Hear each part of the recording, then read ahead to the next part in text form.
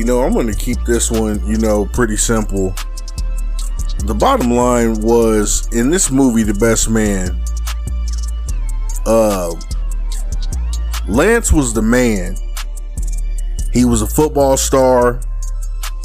He was a ladies' man. And he was about to be, a legend in the game. He was getting married. All these things were going right in Lance's life.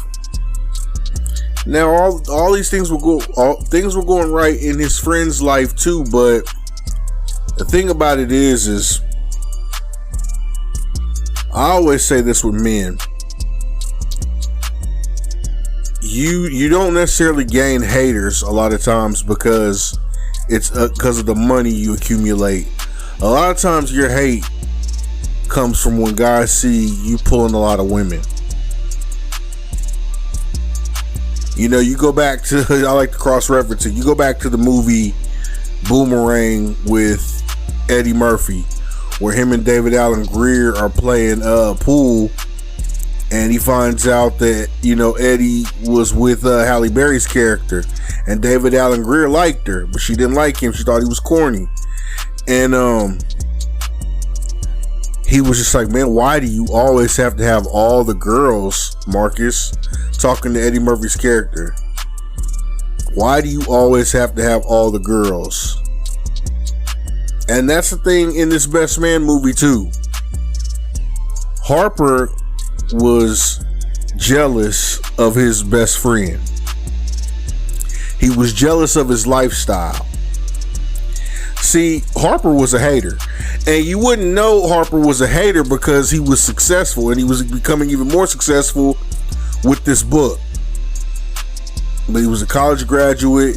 He'd already, been doing a little bit of writing and different things. Like, he was winning in life, so nobody would understand why a guy would be a hater. But Terrence Howard's character in the movie, Quentin, he's like the real one of the bunch.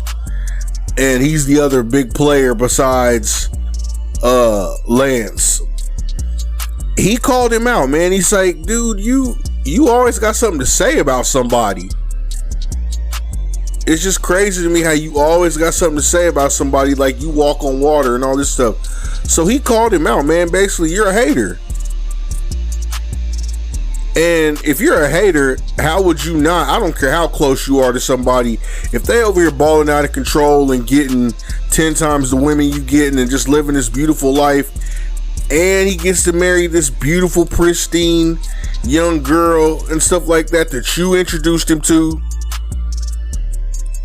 why would he not, why would you not feel a way? Like, it's human nature to dang near feel like when you see somebody just winning like that, man, I wish that was me, and yada yada. It's okay. I feel like all the guys a little bit were like lived their fantasies through Lance because he was the man. Now, when you talk about him dedicating the book to him, that shows that he was hating. Why else would you, by the time he was supposed to see, oh man, you slept with my wife. You wrote in a book, basically, man, and made people have to solve the riddle that you slept with Lance's wife. And you wanted him to find that out when you were all the way back in Chicago where you were living and he was in New York and he was in quote unquote marital bliss and all this. He could figure it out then when you ain't nowhere around to get swung on by him.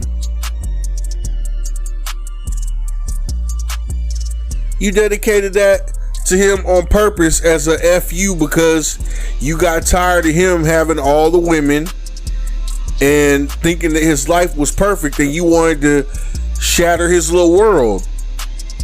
And it's proof because at the end when they put all the cards on the table and they were at the church, he was telling him, man, you're a step slower than you used to be, man. You ain't this and that like you always think you are. And a long time ago, man, yes, man, I got with your girl, so you ain't everything you think you are. So these are things he always wanted to say to Lance. These are always things he wanted to say. He was a nerd. He wasn't as athletic and all that stuff, but this was my best friend, so I gotta watch this guy's lifestyle. And no matter how much I got love for him, yeah, that's gonna make me feel a way.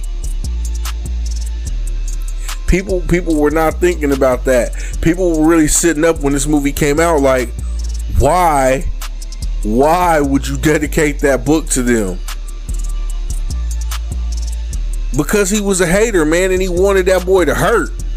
He just didn't want him to hurt when he was around and close enough to where he could hurt him.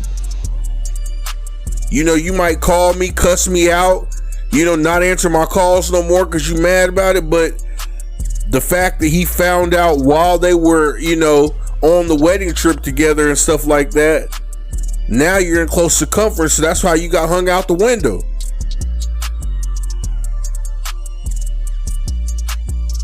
Bottom line was, man, Harp was a hater.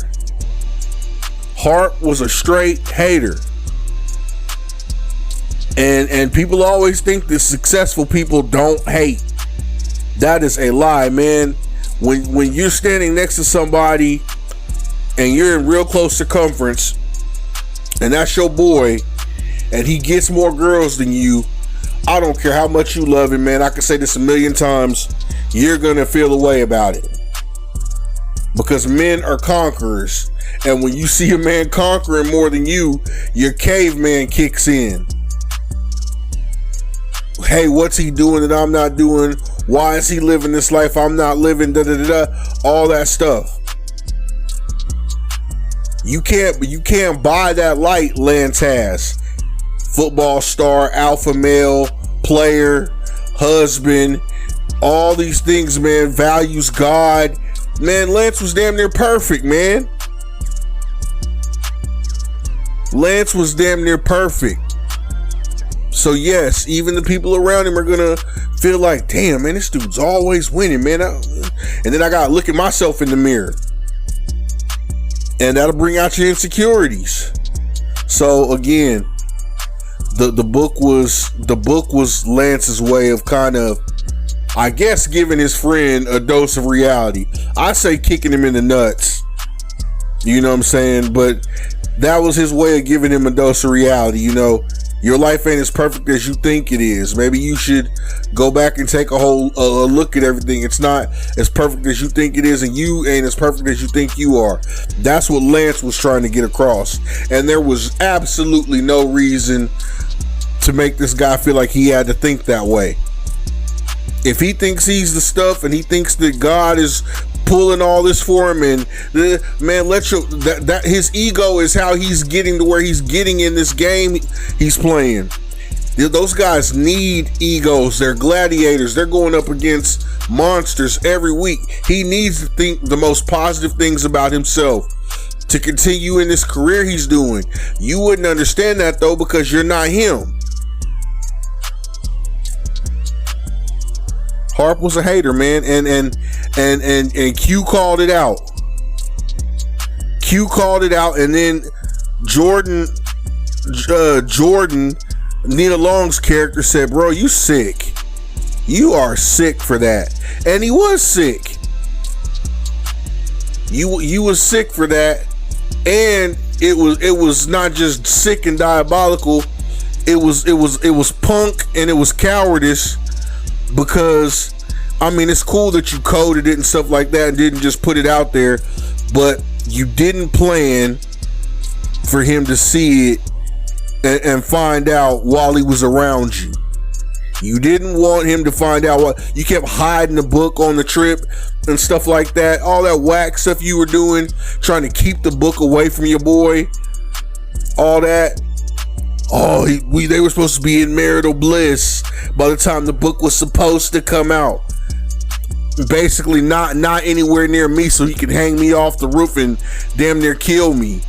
Man, Harp was a punk, man. Harp was a punk and a buster, and he showed it again in the second movie. You know what I'm saying? But we'll talk about that another time. He dedicated that book to him because he wanted to hurt Lance's feelings, man. He was being a hater because he couldn't stand his boy's lifestyle. Bottom line.